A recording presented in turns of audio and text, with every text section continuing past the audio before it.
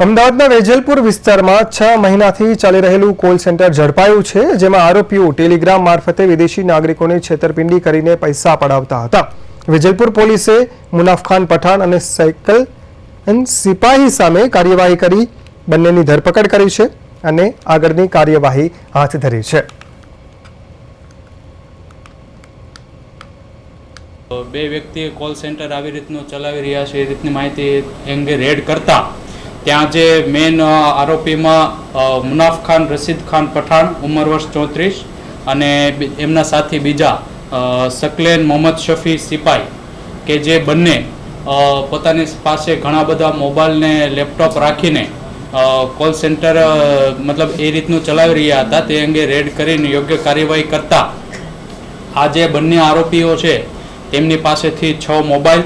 1 laptop અને 2 pen drive સહિતનો મુદ્દામાલ કબજે કરવામાં આવ્યો છે। તે દરમિયાન રેડ દરમિયાન ખબર પડી કે બંને આરોપીઓ છે